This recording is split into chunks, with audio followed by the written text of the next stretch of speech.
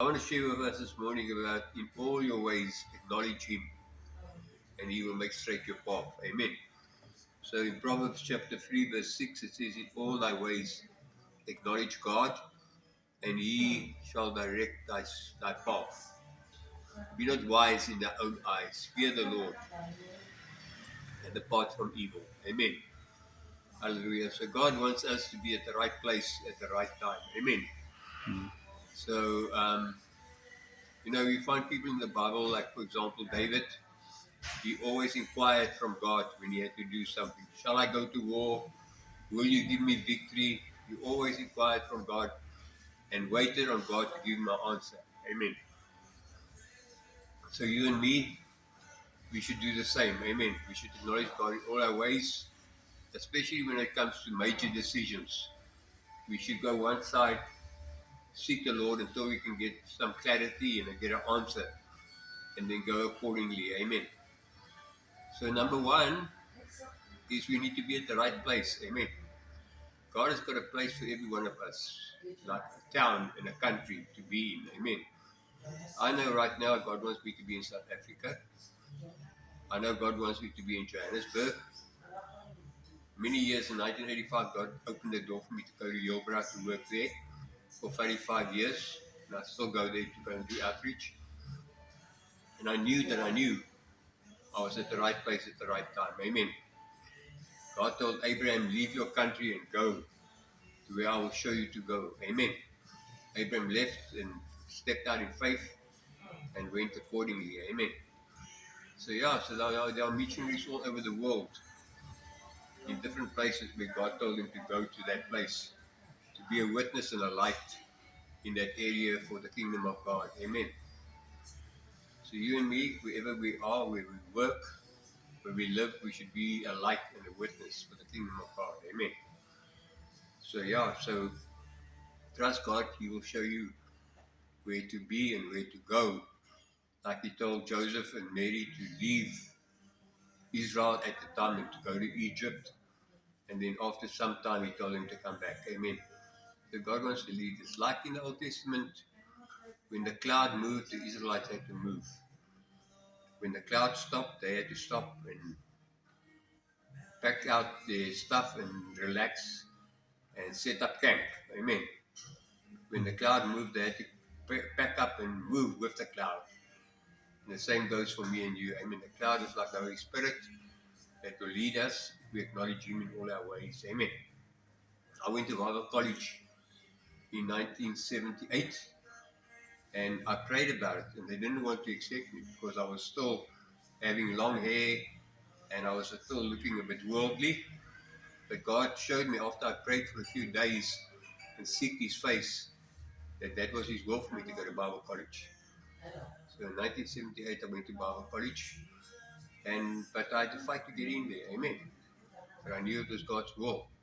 So God's will doesn't always come to us easy. We have to seek it sometimes with all our hearts for Him to show us what to do. Amen. Because the enemy is also out there. He wants us to be at the wrong place at the wrong time. Amen. So number one, we need to be at the right place at the right time. That's when it comes to strategically, but also spiritually, we need to be at the right place at the right time. Amen. God wants us to grow up in the Spirit and not to backslide, as it were, but to grow in grace and in the knowledge of our Lord and Savior Jesus Christ. Amen. Second thing is very important is you need to know if God wants you to get married and maybe who you should marry. Amen. Number one, the Bible says you should remain in the position that you were when you were saved. When you got born again, if you were not married, the Bible says remain unmarried. But if you burn and you've got no self-control, then it's better to get married. Amen. But if it's God's will for you to get married, then you also need to seek God to show you the right person to get married to. Amen. If you get unequally yoked with somebody, then it won't last. It won't be a blessing. Amen. They say even Christian marriages, 50% fail. If 50% fail, I can almost guarantee you that the other 50% 25% of them are happy. So if I told you to buy a car and there's going to be a 25% chance you're going to be happy with that car, I don't think you'll easily buy it. So yeah, I think in our day and time, the Lord is coming any day. We should keep our eyes on Him rather than the things of this world. Amen. And I want to encourage you, in the Bible, it warns us over and over, Proverbs all over the place, about getting entangled with the wrong partner. So I want to encourage you, if you're married, pray together so that you can stay together. And if you're not married, seek the Lord, be disciplined so that you don't have to fulfill the lusts of the flesh, but you can continue to walk in the Spirit and be ready for the bride of Christ. Amen.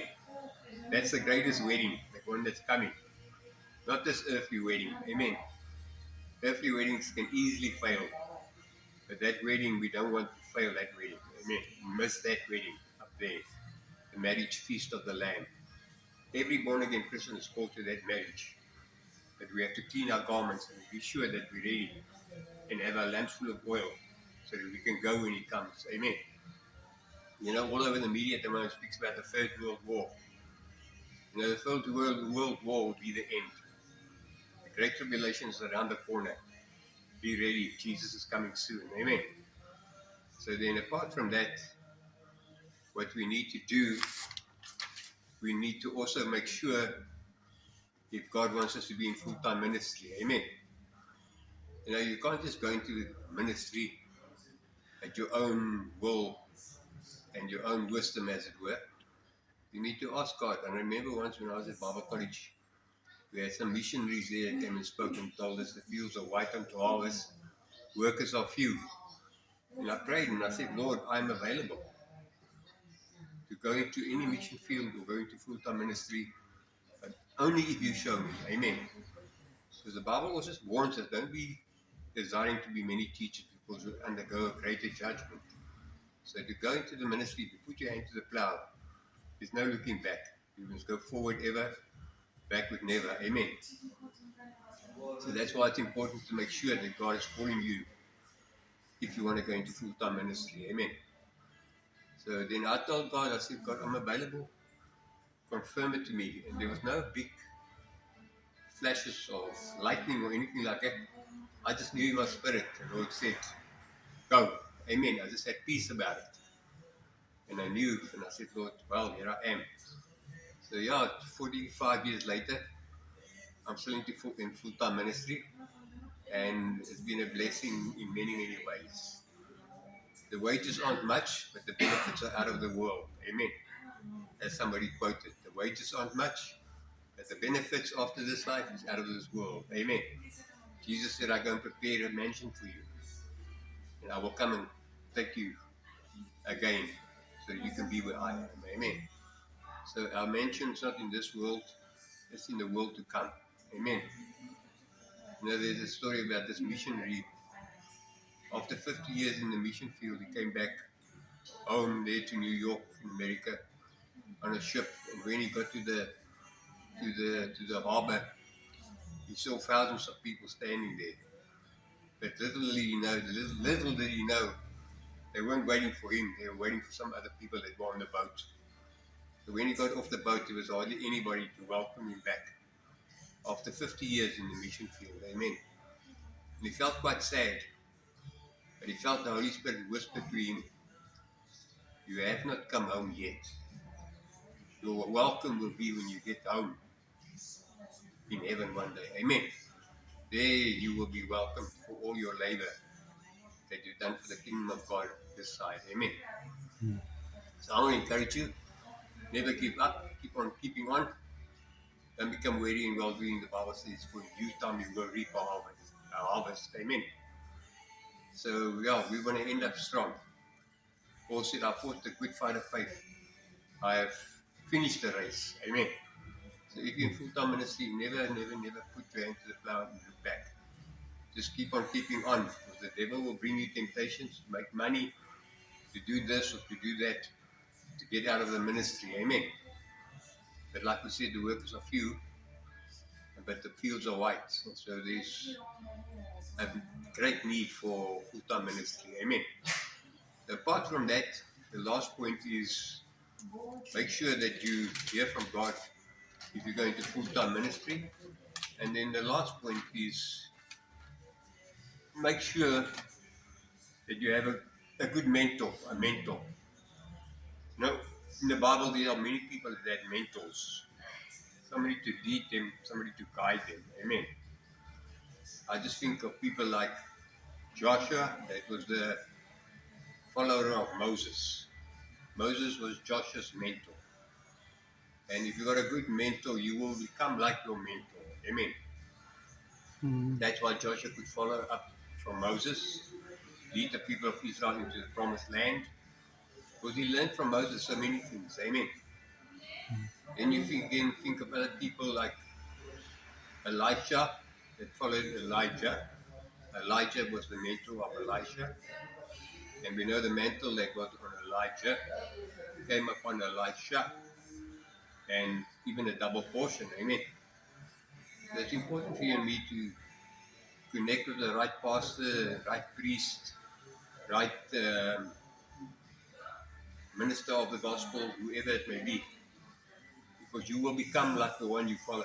Amen. That's why Jesus had 12 disciples. Those 12 disciples became like him. Amen. They could eventually say, I no longer live, but Christ lives in me.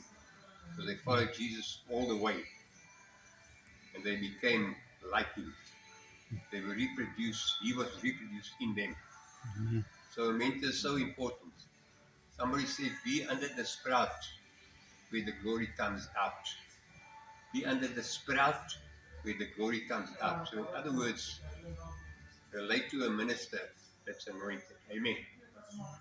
I always say to myself, I don't mind submitting to anybody as long as I can sense the anointing of God is upon him. Amen. Many years ago, when I went to full-time ministry, I felt I needed covering. At that time, I felt Pastor Ed Raybert from Anfield Church in Victoria was the anointed man of God that I could submit to, which I did for many years. Then later on, other pastors as well. But it's important to find a good mentor. Amen. David was a good mentor to his mighty men. All the mighty men of David learned from David. Amen. The lion killer, the giant slayer was David. He was fearless and he loved God. Amen. So that's so important to be like David. He was fearless, but he loved God. Amen. With all his heart. A man after God's own heart. That's a good person to follow. David's men would give their lives to David. Amen. And David would give his life for his men. He was a good mentor. So yeah, it's very important to find a good mentor. Ask God to show you a good mentor. And submit to him, love him, support him, be a blessing to him. Amen. Because what he stands for and what he does will backfire on your lap because of your connection with him. Amen. So in closing, I just want to mention those points again. To always hear from God is so important. David always inquired from God.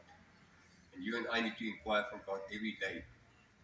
God, your will, what is it as far as this and that is concerned?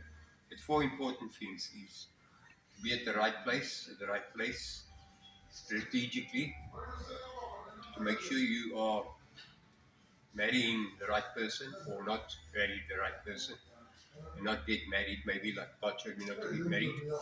Number three, if you should be in full-time ministry, and fourthly, to have the right mentor.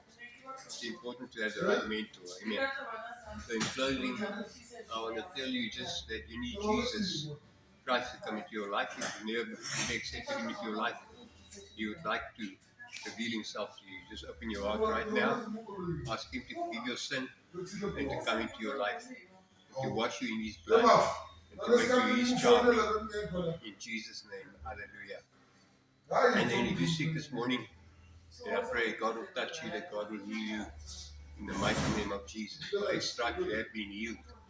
In Jesus' name it shall be done. Hallelujah. Just say this prayer. Say, Lord Jesus, Forgive my sin, come into my heart, come into my life. Wash me in your blood and give me eternal life. I believe in you.